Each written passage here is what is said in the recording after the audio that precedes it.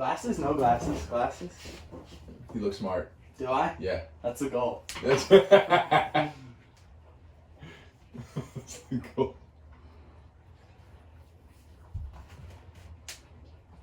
Boom, and we are live. Oh, look at that. Barefoot Carpenter in the house. We got Brice Ruiz, a special guest on, let's see, Brice is a carpenter. Brice is an adventurer. He's a Jiu-Jitsu phenom. What am I leaving out? Rock climber? Yeah, there's Climber. There's a lot of stuff. Yeah. None of that which defines him, but man, he's a cool dude, so we're lucky to have him on. But yeah, man, thank you. I appreciate it. So let's start. So yeah, I guess we met through our martial arts academy, so Kogan Dojo. So how long have you been training jiu-jitsu? Total mat time's only about 1.5 years now. That's crazy. Yeah. That's crazy. Yeah, so it's in the long, in the grand scheme, it's not a ton of time, but for whatever reason, I just pick it up pretty quick. Yeah, that's wild. I actually want to touch back on that, but real quick, I'll just let's give, if people don't know you listening, like a little bio. Just give me like 30 seconds to a minute Wikipedia page. Okay. Born and raised New Orleans, Louisiana. Was there until I was 15, and we moved to Kansas City at that point, and I did high school and college in Kansas, and moved to Colorado after college, and then been in Maryland now for just about 5 years. So, undergrad's in philosophy and study of religions, and not really using it for anything these days, but it took me a long time to figure out what I was actually good at, because school wasn't my thing. Yeah, we did talk about that. We had that in common. My test scores, on paper, I was kind of a nightmare for schools to want to accept into college. But it wasn't until my late 20s is that I started to realize what I was actually good at, and it's tactile. Yeah. It's hands-on, and that's when I got into cabinet building and furniture making, and then jiu-jitsu. Doing the work that I do, I have to see in 3D in my head to work through my projects, to plan them, and the second I hit the mats, it was kind of the same way. Yeah. I thought through positions, and I thought through movement in my head in 3D before, I can piece movements together before I even do them. Yeah, so how did you get to figure out that that's what you were good at? Because obviously the school systems aren't built to facilitate that. Yeah. So man, it was a hard road, to be honest. It was quite a struggle, because I got through high school, got through college, got a degree. And then just about a year after college, I realized I was never going to use my degree, so I did maintenance for a little while and did some handiwork here and there, and then that's at about the point where I moved to Denver. Me and some buddies did a roommate reunion trip where we went out to Buena Vista, Colorado, and just did some backpacking and checked out the sand dunes, and had a good trip. And at that point, I was 23, and when I got back from that trip, I walked into my job and I told my boss I was leaving in 2 months. Damn. So, any plan of what you were doing, or you just knew that was not it? I knew that I didn't want to be in Kansas City anymore. Yeah. And, I grew up in places that had very little access to wilderness. And for whatever reason, I always felt like that was a part of me, even though I never got to experience it. So I just packed up and moved to Colorado with no job. Damn. And moved in with a friend of a friend, and who became one of my closest friends out there, and started doing a ton of backpacking and snowboarding, and just really enjoyed myself and blew my savings in about a year. Yeah. That's cool. So you didn't have any prior, you said you were kind of into outdoors, but you didn't, before you did that backpacking trip and kind of went out to Colorado, had you done a lot of outdoor stuff? Because I know you're huge into that now. Essentially none, man. Really? Yeah, so I'd been once before. So my junior year of college, I borrowed a tent from a friend. I was 20 years old. I'd never been to Colorado, never been camping, never been anything. 20 years old. So I borrowed a tent from a friend, threw a few gallons of water in my car and drove from Manhattan, Kansas to Estes Park, Colorado.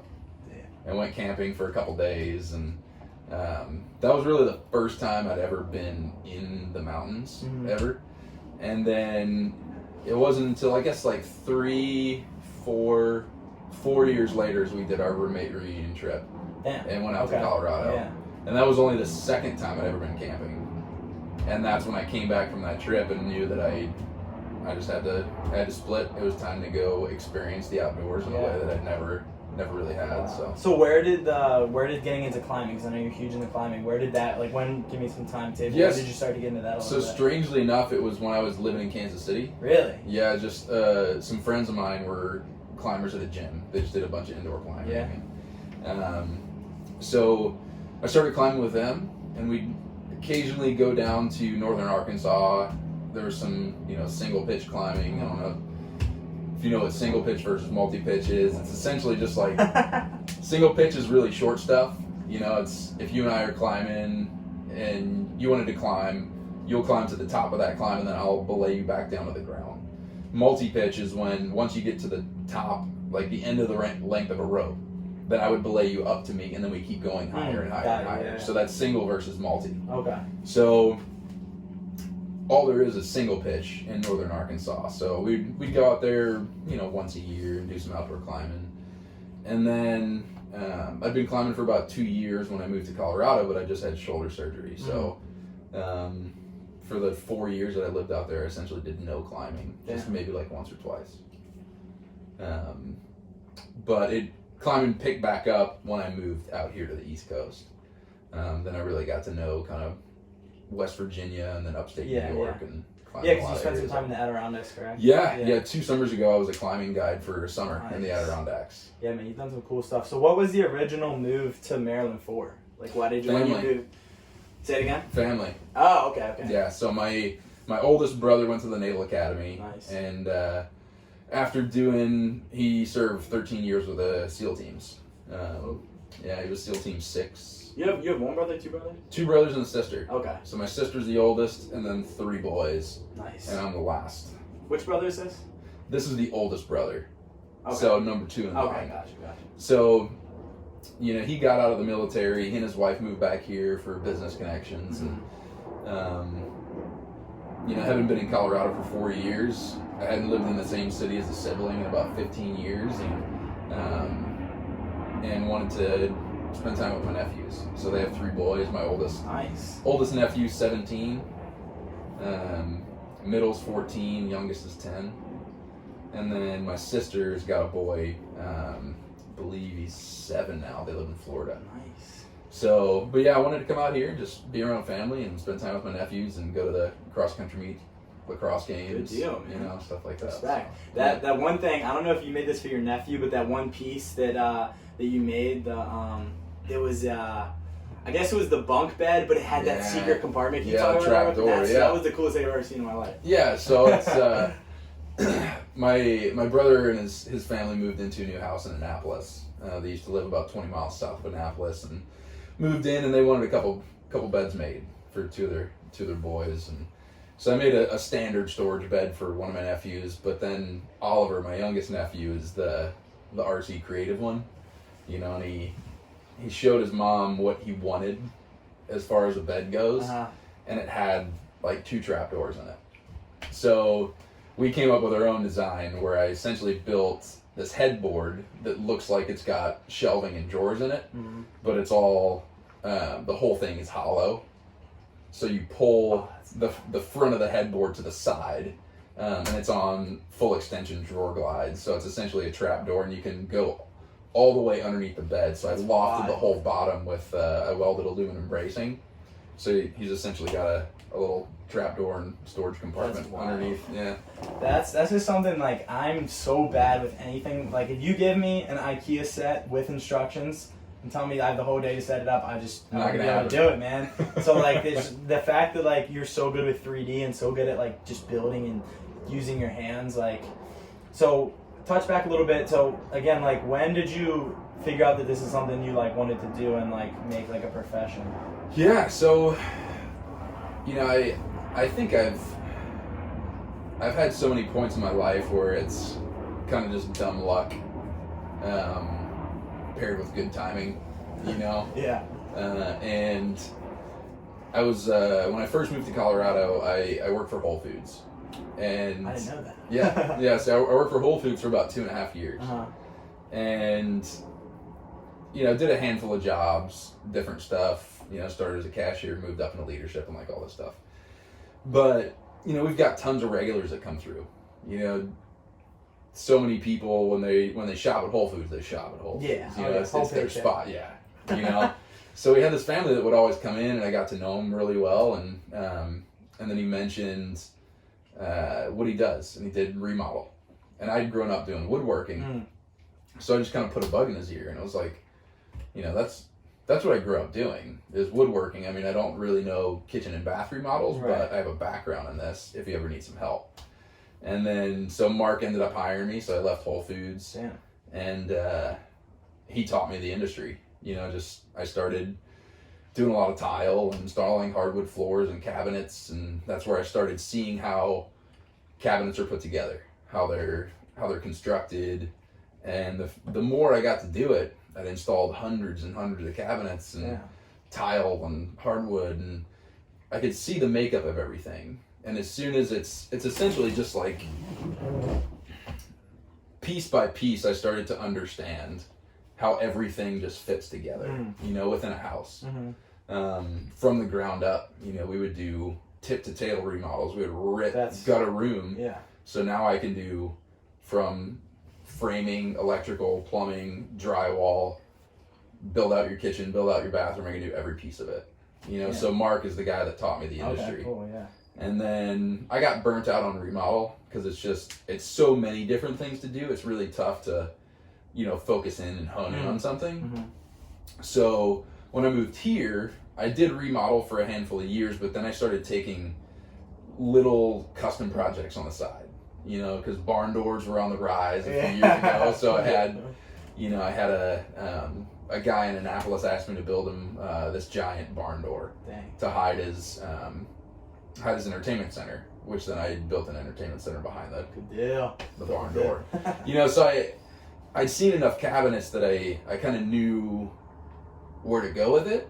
So when people said, you know, I'm looking for a new cabinet set or a built-in, I was like, oh yeah, I can do that. And then I had to figure it out. You know, so that's wild. You just gotta kind of have to pull the trigger at some point, you know, where I grew up, you know, waiting till the time was right to do something, but the time's never right. 100%. You know, and you learn through trial and error, and it's so hard to do that when your livelihood's on the line. You know, because if you screw up a project, then you're not getting paid, and your bills don't get paid. You know, and then so it's a lot scarier when you start to do it with your financial security. You know. And that first barn door I built was completely screwed because I was winging it, and the joinery wasn't right. I'd never built a barn door before, and within a week it had warped like an inch corner to corner. And I had like $100 in my bank account at the time. Dang. And I called my sister-in-law bawling because I knew like I wouldn't have any money for my bills. You know, I was like, can I borrow the money to just give this guy a refund and I'll figure out something else? And my brother sat me down, and he's got a master's in business through the Navy. And he said, this is what you're going to do. You're going to offer to rebuild the door at no cost. Then, in the meantime, because I know my shop wasn't climate controlled, which was also part of the problem. You know, you can get into if wood isn't climate controlled and it's shocked from 1 degree to another, it can warp really hard. And so I was going to wait until the season was better because my shop had no AC or heat. And he's like, so you're going to build the barn door at no cost to him. But I also want you to offer another project at cost, just material cost. I was like, dude, I have like no money coming in. Well, how am I supposed to do all this? He's like, just do it. So I ended up giving him, building out his mud room at just a material cost. He tipped me $400. Dang. And I had a client for life. Wow. He brought me back for like 3 more projects and gave my number to all of his friends. Damn. And that was like that was business 101. Yeah, man. It's like you screw up. Yep. Okay. That's part of the process. So take it, make it right. And when you make it right, you've got a client for life. Dang. And that was kind of the aha moment for me. And I'm not saying that I'm not some successful business guy, which I'm not. It was just the first time where I truly understood what real customer service and following through on a project can do for your name, your clout, your business. Right. Damn, shout out to Big Bro for the advice. Yeah, it was good. It was good advice. So now it's just you, right? It's just you. You work for yourself. I've been working for myself for 5 years. So what's the process? I mean, how is that? I mean, working for yourself, I know we just talked to you, worked like 90 hours this week. So I mean, how are you balancing that like right now? It's been hard, man. Because I've kind of been this in between. So like I was saying about the dumb luck and the right time. Yeah. Kind of the same thing has happened recently in Baltimore, where I moved into a new shop space and got connected with somebody in the same building or same warehouse on the opposite side. So a wall divides our space and this 45,000 square foot space. And I had no idea what went on over there. And it turns out that the guy that occupies that space does all the woodworking for Mission Barbecue. Wow. So now Charles hired me, and I work 3 days a week working on Mission Barbecue. And man, I didn't know that. So that's what I do 3 days a week, which is giving me some room to breathe. Yeah. Working for a well-established company. Right. And I'm able to make enough in those 3 days to pay my bills, which now frees me up to take on some more passion projects, which now that's what I'm doing. That I've got podcasts coming out next year. Yes. And instructing Jiu-Jitsu now and working on a new furniture line. Yeah. So it's like just having those 3 days a week to pay my bills just really frees me up to take on, some things that I've been wanting to tackle for too many years and haven't pulled the trigger yet. Yeah. So let's transition now, because I know you got a lot of big moves that you're making. So I know another one of your passions is obviously the podcast we talked about a little bit. I want you to talk about that, but then we'll get into the jiu-jitsu piece. Tell me about like the podcast you're starting, because that's actually, I think I just mentioned it one day and you're like, I'm starting a podcast, so this is just kind of, and then we're like, all right, let's do something with it. So for sure, man. This is yours, by the way. This little water. Oh, cool. Thanks, brother. Oh, I got the big one. Yeah, you got the big one. It means a lot. So it's an idea that I've had for, I think, about 3 years now. And honestly, it all started, the first conception I had no idea what it was going to be. And I thought of building an app, or talking to a friend of mine that's an app developer, and, wanting to connect creatives in blue collar work with people who are looking for that work. Yeah. Because back to the school thing, when I was in high school, shop was the only class that I was actually good at. And no one ever said, this is something you can do with your life. Yeah, it's frustrating. So I ended up going to college and wasting my money. Yeah. When I could have spent 2 years at a trade school and been off to the races building cabinets when I was 22, and instead I didn't start until I was 29, and would have saved a lot of money on going to college. So looking back, I just wish I had some resources of, all right, this is something I love, this is something I'm good at, and those are people that I can aspire to be like. But there was no network back then of any kind. And I mean, even like YouTube wasn't around. And that's probably hard for you to imagine. Yeah. Right? I mean, I remember when YouTube came out, I was in college. How old are you? 34. Wow. Yeah. Everybody at the gym thinks I'm like 25. I guess like 26, Yeah. You see, you've even told me you were that age before. I still thought you were younger. Yeah. I mean, I'm lighter than I was in high school, so. Something you said about how you feel and how you look, I think more so. But yeah, sorry. So keep going.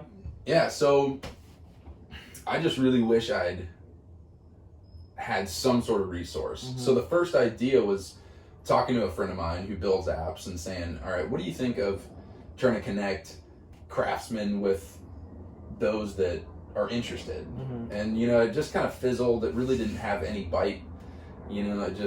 The idea just never developed. Mm. And I kept thinking and, I thought about trying to start something, called a Renaissance Academy, buying a piece of property and offering up classes in blacksmithing and building an academy based around it. Right. And it's just like morphed over the last 3 to 4 years. And now we have this medium of podcasting. Yeah. Wow. And so my focus transitioned, and the more and more craftsmen that I got to know in Baltimore, I was like, why don't I interview interesting people, right? And that's kind of where the whole podcast idea starts for everybody. It's like we just want to talk to interesting people and put them out there. So I started searching for some sort of creative podcast. And for weeks, I listened to every single one that I could find, and they're all terrible. It's across the board. It's either a DIY of how to do things, which after 5 or 6 episodes, it gets boring because you're just listening to one guy talk about DIY. Or it's 3 30-year-old buddies just shooting the shit about nothing. Yeah. About, what are you building today? Oh, there's no heart to it. Yeah. And so I don't remember how long it was before I had the idea, but I was just like, there's so many really creative people within the blue collar field. And it being my work, I've always seen it for much more than a lot of people see it. Which, growing up in high school, if you said I was going to be a carpenter, they're like, why wouldn't you go to college? Yeah. Blue collar's been looked down on for so many years. But now you talk to a lot of people in their 30s and they wish they could get their hands dirty. Yeah. So there's been this resurgence of blue collar in more of a creative and craftsy sort of way. Like, there are these pop-ups of community collaborative workshops where you can rent space and use the tools and CNCs and all these different things. And I realize there's just too many unknown, interesting, talented people out there not to start looking for them. Right. And I think the coolest thing about it is it's not going to be famous people, right? Yeah, when you were telling me that, and you explained why, I liked it a lot more than the concept of getting like big time guys on there. Because what it's about is it's the unsung heroes that inspire people to keep going. For sure. So I came up with the name. It's the Blue Collar Creative. And it's going to be showcasing the creatives, the artists, and the artisans that make us rethink what blue collar work is. So glass blowers, knife makers, carpenters of all different types. I've got 2 interviews with 2 different boat makers in Vermont in February, and a brewery. And that's all work that for many years was looked on as lesser than the white collar. And we've seen this resurgence, and I think I've already started interviews, and it's the very first interviews with a luthier or guitar maker. Damn. And it's so neat to hear these people's stories. And it's not just going to be about the stories, it's also going to be about the roadmap. Giving some breadcrumbs to the people that either want to do it for a living, or if they just want a new project on the side. Right. Like, how do I get to where you're going or where you're at? And just kind of giving people some breadcrumbs on how to get to a new creative endeavor. Right. I think the cool part about it especially is because, like, a job like you just mentioned, like, I wouldn't know, a high school student might not know, because you know how schools are. If you're not good at math, science, or English or history, you're not shit. So it's like being able to realize there's other things you can do and there's other cool jobs and like you said, laying the blueprint kind of for it. It's dope, man. I'm excited for that. So when is that going to drop? You said it's sometime in the next year? Yeah, the goal is I'm shooting for May of 2020. Cool. Yeah. Good deal. So let's get into jiu-jitsu because I know that's your baby. That's your passion. It is. So you said you've been training for 13 months? How long? Or no, 16? We're coming up on a year and a half. Okay. So I guess it'll be, we're at like 16 months right now. So when were you like, man, this is my thing. I'm gonna be good at this? I think it was probably, I mean, you've kind of seen the progression, man. Yeah. You know, like, it's night and day from a year ago. It's crazy. I think when it clicked was just my second competition, which was last, I guess, January. So not even a year ago. Because I did my very first competition a year ago in November. And I took second place and just really, like, I didn't feel great. Mm-hmm. I did a full adrenaline dump on the first match and, like, burned out my grips and had no breath left in my lungs just because I had never competed one-on-one in anything. Right. You know, and it really amps you up. And if you get too overly excited, your adrenal system just dumps all your the adrenaline dump is crazy. It's gone. It's wild. Yeah. And that's what happened, and I didn't feel great. And then I kept training really, really hard from November to January, throwing in some systems into what I do and really working on my technique. And my second competition had 5 matches and I went 5-0. I remember that. That was when we first kind of I feel like started becoming friends. I remember seeing the highlights that Kogan posted, and I didn't really know you too well before. I remember that. Yeah. Tell you what, man. Aside from the training, I think the biggest piece and the difference in the two competitions was my mindset. You know, and I still have the playlist for my first competition that I made on Spotify, and it was all like, you know, Rage Against the Machine, Eminem, Foo Fighters. So like I was trying to get amped up, right? And that's why I had an adrenaline down. So I wanted to flip it and see what would happen if I flipped it 180 degrees. Just almost as an experiment, right? So the day of the competition, my second competition, I was listening to a meditation app on the way to competition. Wow. So I listened to about 30 minutes worth of guided meditation, and when I got to the comp, all I was listening to was calm like Mozart. Damn. And I hit the mat and I had no adrenaline dumps, super calm, and I walked over everybody. Dang. And I think so much of it was the mindset.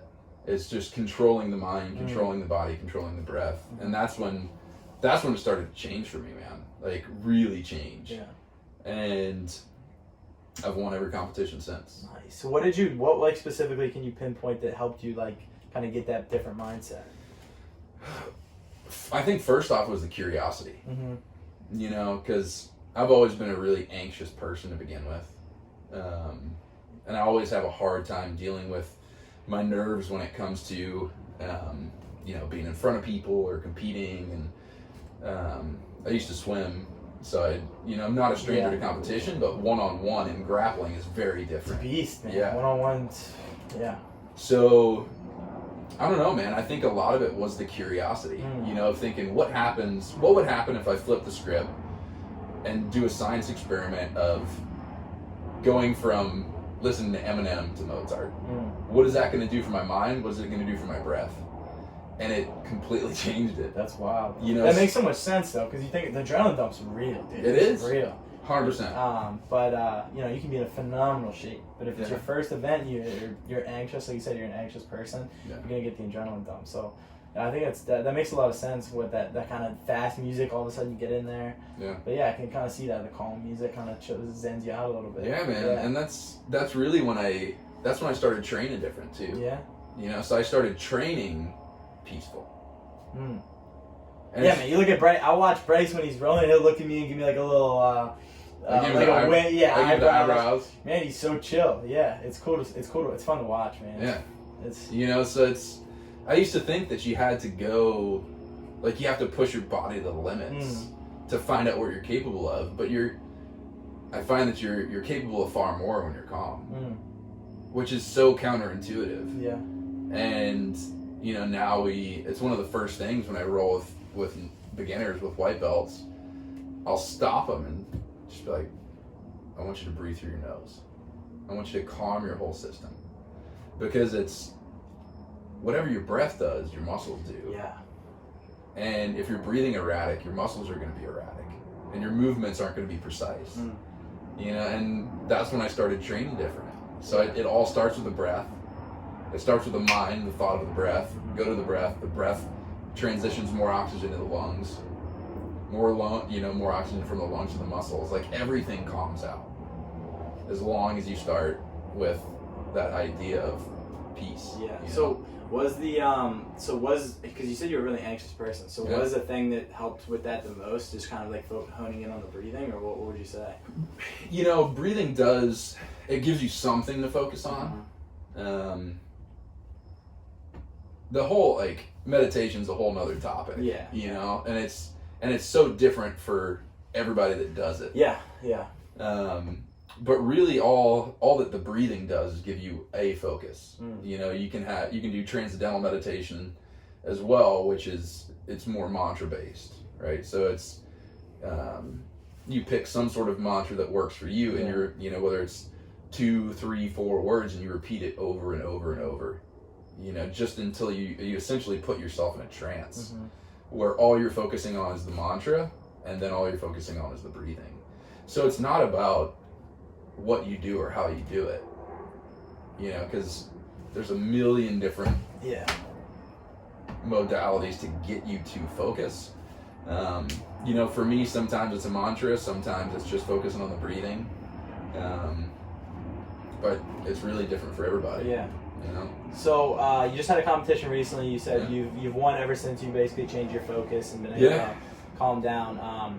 But I know the teaching is something that you just started getting into. So talk about your interest for the competition aspect versus the teaching aspect, because everybody I've talked to is loving the classes you've been teaching. So it's fun, man. I'm a very systematic person when it comes to learning. Because I think I learn so differently and than a lot of people. But maybe not. Maybe I'm learning that I don't learn all that different from a lot of people. I think we were just taught very poor systems growing up. I think that could be part of it. I thought I was dumb growing up. Oh, me too, man. They hammer it into you. Yeah. If, like you said, if you're not good at science, math, then you're kind of sorry. Yeah. So I've developed these ways of learning. And I have to tie things together, and it's kind of the same way that, I don't know if you've ever listened to interviews with masters of memorization, and they're the number one mode with which they remember things, and it's building a mental map. So these guys that can meet, it's actual competitions, you meet 100 people and see if you can remember all 100 people. Oh wow. Names, right? Yeah. Or memorizing a deck of cards. And they can memorize very, very quickly if they paint a mental picture. So they say, picture something that you know very well, like the house that you grew up in. And as you walk through the house, you associate each person or each card with something in your house. So you walk in your front door, this window reminds you of Tony. That little thing on your mantle reminds you of Stacy. And then as you name everything, you re-walk through your house, and that association gives you something to tie it to, right? Does that make sense? Yeah, it makes sense. Yeah. So that's the way that I learn, is I need a system and a way of tying things together. So the way that I've built the class is there's no class that's not tied to the previous. Because I think what's done far too often in jiu-jitsu is we're given 7 techniques in one class, and you're lucky to remember one. Oh of them. yeah. You know, because each technique you do 2 or 3 times, and then we move on to the next thing.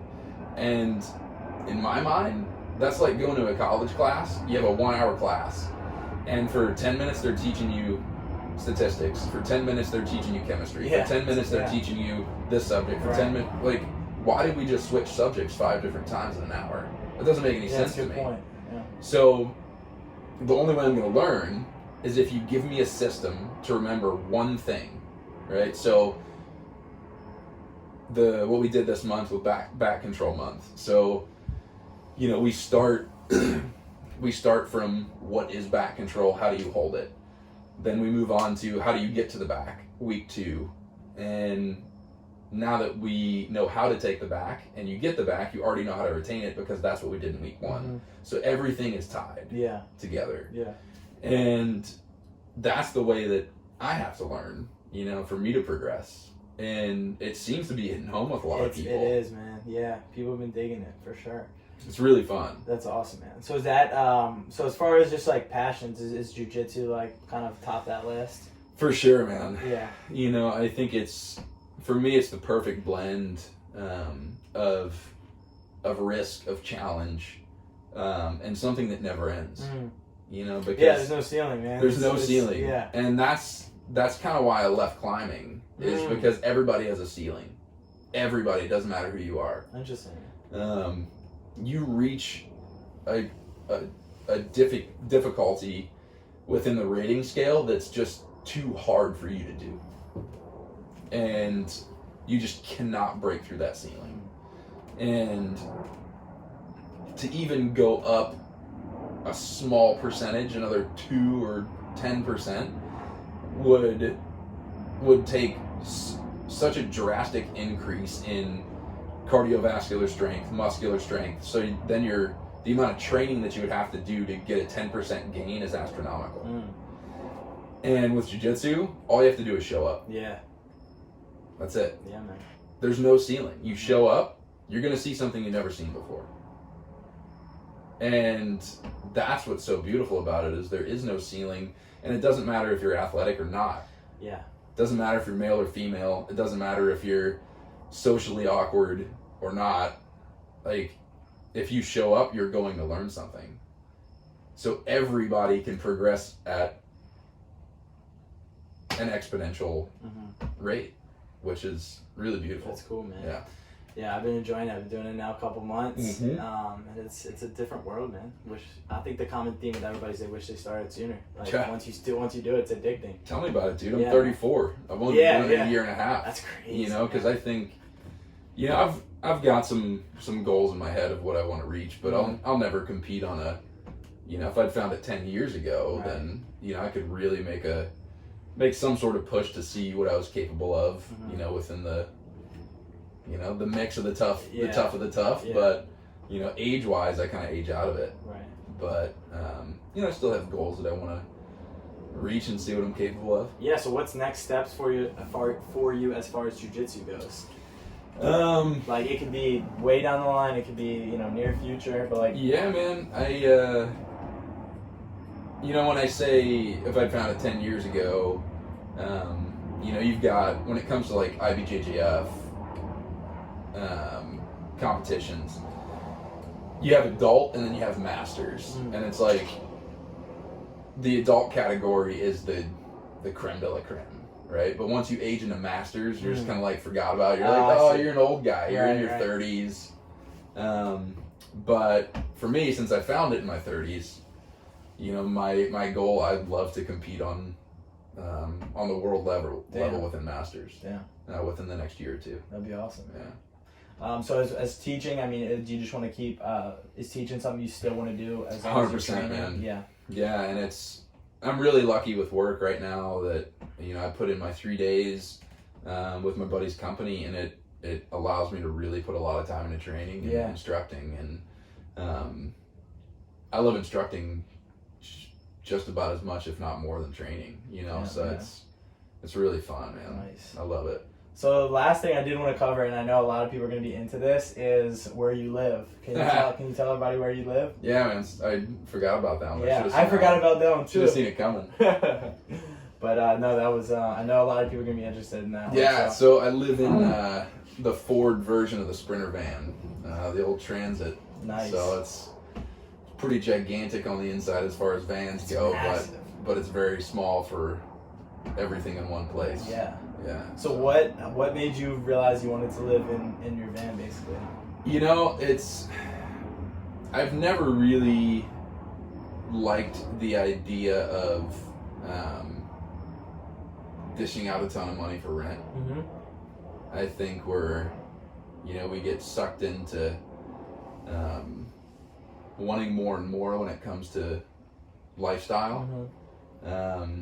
And this was a way for me to step out of that and to free myself up a little bit financially to go after the things I want to go after. Yeah. Because all I have is a car payment. I don't have a rent payment. Yeah, man. Yeah. So with that, I can put time into the podcast and I can put time into jiu-jitsu, and I actually get to live, with the exception of, some creature comforts. Yeah. I'm going to be building it out in a pretty emailed and sweet fashion. I mean, it's going to be insulated, hardwood floors. It's going to be pretty dope when it's done. Yeah. But it lacks a lot of creature comforts, and man, there's a lot of hard parts about living in a van. I think a lot of people romanticize it. I know it's one of those things, but when I think about, because I remember seeing your van, and then all of a sudden I was, because it seems like an awesome idea, and then I remember looking at it and I had all these questions because I was like, oh, what about this? What about this? Yeah. What's been like the hardest part? What's been the best part? What would you say?